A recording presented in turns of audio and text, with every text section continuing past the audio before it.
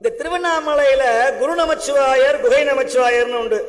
சிஷ்யம் பேரு குரு நமச்சிவாயர், குருநாதர் பேரு குகை நமச்சிவாயர். குருநாதரை விட சிஷ்யனுக்கு ஞானம் வந்தது, நமச்சிவாயர்னு பேரு. குருநாதர் பார்த்தார், சாப்பிட்ட சாப்பாட வாந்தி எடுத்தார் அப்படின்னு. அப்பா நமச்சிவாயம் இங்க வா, மனிதன் கால்படாத இடத்துல இந்த வாந்தியை கொண்டு போய் கொட்டுனார்.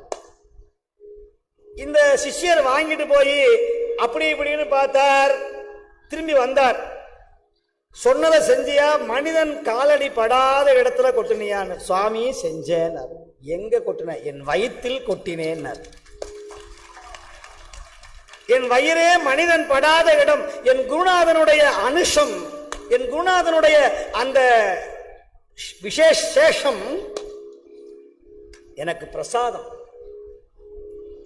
விசேடம்னு பேரு.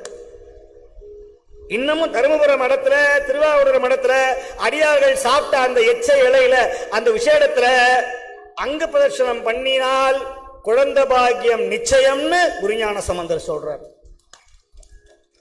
அப்படி அடியார்களுக்கு ஒருவேளை சாப்பாடு போட்டா 1000 சிவலிங்கத்துக்கு நைவேத்தியம் செய்த புண்ணியம்னு சிவபெருமோத்திரம் சொல்லுது. இன்னைக்கு இத்தனை அடியார்கள் சாப்பிட்டுருக்காங்களே, அந்த புண்ணியத்தை யார் செய்தார்களோ, காய்கறி வாங்கி கொடுத்தவங்க, மண்டபம் கொடுத்தவங்க, தானம் கொடுத்தவங்க, பணம் கொடுத்தவங்க, அத்தனை குடும்பமும் 21 தலைமுறைக்கு ஓங்கி வளரும், ஓங்கி வளரும்.